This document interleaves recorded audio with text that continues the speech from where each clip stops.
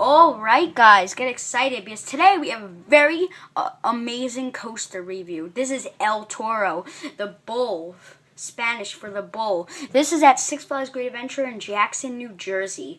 This coaster is very awesome and I'm sure you guys will like this review. We have these certain categories. First, in particular order, duration, height, speed, intensity, smoothness, airtime, theming, and our overall score. So first up we have the duration. And El Toro is 1 minute 42 seconds. Pretty long ride. It's okay. It isn't an extremely long ride. But the ride has some insane airtime. It has anything a coaster should have. So since it's 1 minute 42 seconds, it's still really good for what the ride has. This wooden coaster is just awesome. 1 minute 42 seconds is excellent for this type of coaster, but we're going to score it 1 to 10 by how long the actual ride is. So 1 minute 42 seconds will earn it a 6. So it is a decently long ride. Not too long, but also not too short.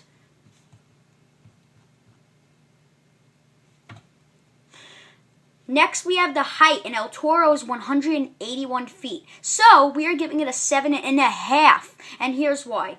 I never said this. Anything that's 150 feet to 170 feet is a 7. Anything 170 feet to the exact mark of 200 feet is a 7.5. So we are giving it a 7.5 because El Toro is 181 feet tall. So it's a very good, decent height for especially a wooden roller coaster. It was the tallest out there. Technically it is taller because Goliath is only 165 feet. That's the lift hill height, but the drop is 15 feet different. So it's 180 foot drop, while El Toro has a 181 foot lift hill and a 176 foot drop. So it's a smaller drop than the lift hill. Not by a lot, but Goliath has a way bigger drop than the lift hill. So we are giving it a 7.5, like I said. Next we have the speed, and El Toro goes 70 miles per hour. Very fast ride. Some people say that it feels faster than 70 miles per hour, and I agree with them very much. This coaster feels much faster than 70 miles per hour, definitely. It feels maybe like 80 to 85 miles per hour. That's how much faster it feels. But we are going to score it by the actual speed, and it goes 70 miles per hour actual. It's just a very intense ride. That's probably why it feels faster. But if I were to score it by how fast it feels, I'd probably give it like a 9, maybe an 8.5. But still, it would have a very good score if I were to score it by how fast it actually feels. So yeah, we're giving it a 7.5 because it's the same scenario. 70 to 80 miles per hour is a 7.5. 60 to 70 is a 70. Is a 7. I mean, sorry about that. So yeah, so it goes pretty fast for its actual speed. Very fast, actually. It's very fast, but because it actually feels very fast.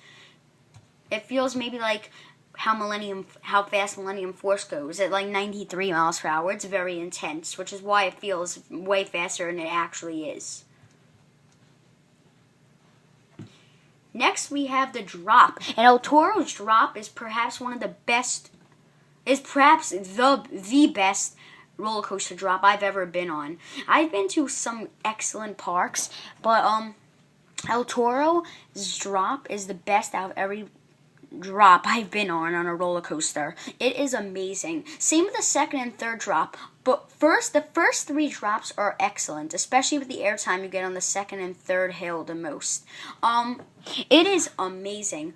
And then that last finale finisher drop before you go into the twist overbank turn finale, that drop is even good, and it's the same size as what Rolling Thunder's height used to be. So that's really cool.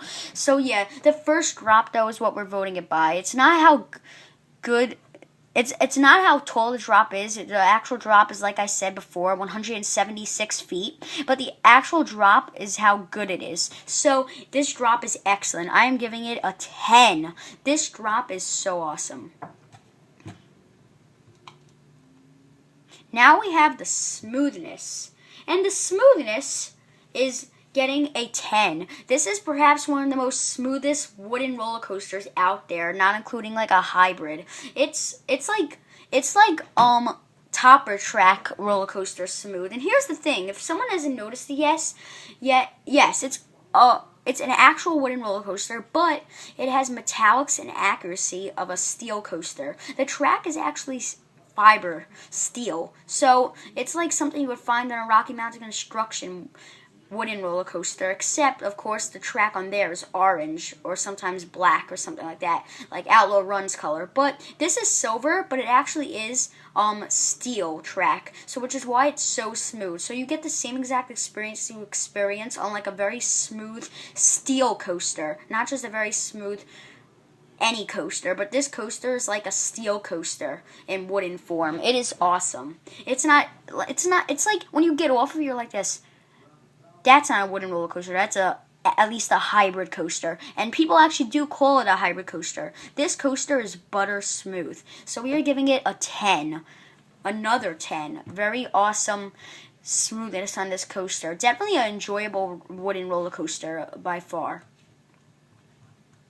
Now we have the intensity. And the intensity of this coaster is an extremely strong point of this coaster. This coaster is easily getting a 10. You just get like thrown out of your seat so many times. You get whipped in those finale overbank turns. The drop is insane. All the drops are insane. You have those head chopper effects, which are incredibly insane. Like, people are like this, oh my god, my head's gonna get chopped off. No one ever says that on a roller coaster, especially a wooden one.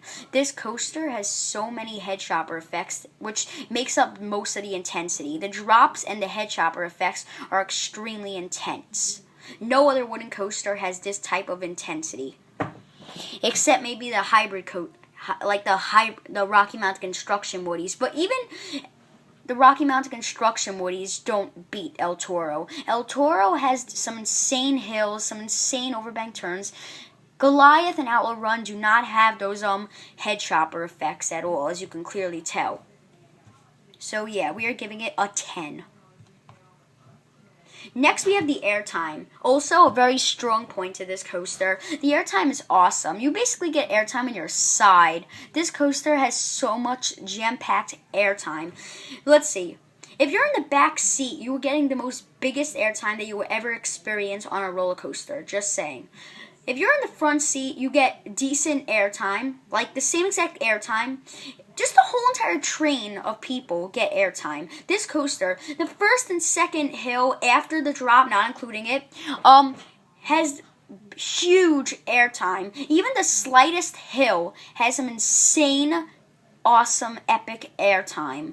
You just have airtime everywhere on this coaster. In my opinion, it probably is in like the top 5 most airtime coasters. That's really impressive, and it isn't surprising either. This coaster has so much airtime. If you haven't rode it yet, and you're an airtime fanatic, you're gonna love El Toro, definitely. Next, we have the theming, our second to last category.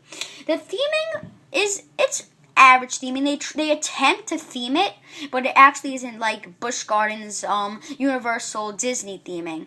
Not at all. But it does have a slight theme to it. Like, it's themed to the bull. You have that bull statue in the entrance. You have that Spanish themed station. It has some theming. Like, during the ride, though, you don't have theming. Like, the train's theming with the bull's head on the front of it has nothing to do with the actual ride's theming. But it does feel like you're kind of riding a bull. But still, the only theming that you get is in the station and on the queue line with that bull statue. You don't even get theming on the queue line.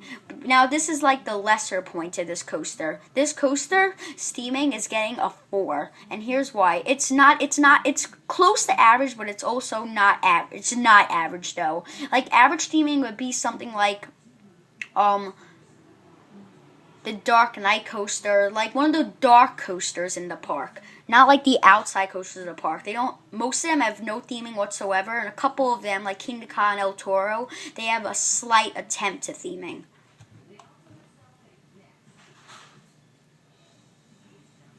And finally, our overall score. And El Toro is easily getting a 10, without a doubt. Oh my god, it is so awesome. I highly recommend this coaster. If you miss this coaster in the park, if you miss Nitro, King Ka, and El Toro, you're missing out on a lot. The top 3 in this park, I highly recommend. If you do not ride them while you're on a trip to Great Adventure, you are so, like, missing out. El Toro is by far the best, though. The best. And it's the best ride that I've ridden, actually. No other ride. I've ridden Bizarro. I've ridden X2. I've ridden Tatsu. I've ridden King Ka Nitro, of course. El Toro beats them. You just have anything that any wooden roller coaster or any roller coasters in general should have. You just have that insane, you have a great drop, you have insane airtime. Any coaster should have at least a touch of airtime if it's a thrilling coaster.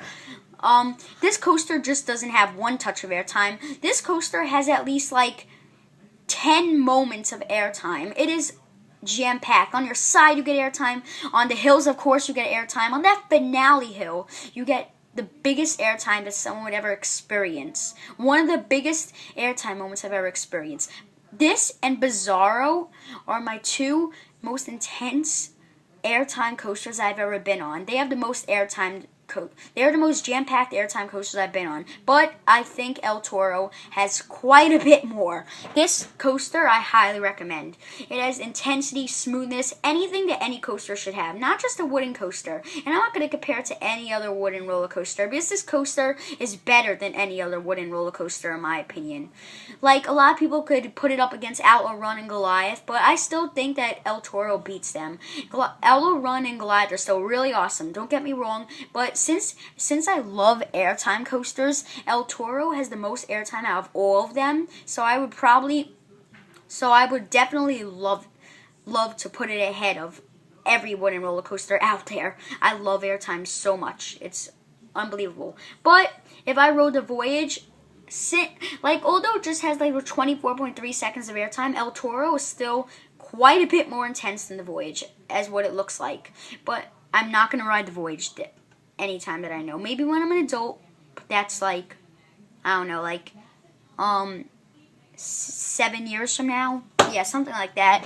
But yeah, so this coaster is awesome. I highly recommend it. But again, by far the best ride in the park. So anyway, I hope you enjoyed this coaster review just as much as I did. I love reviewing amazing coasters that I've ridden. Stay tuned for more, because I will be doing a lot of coaster reviews for the rest of this month, the last week of this month. Bye.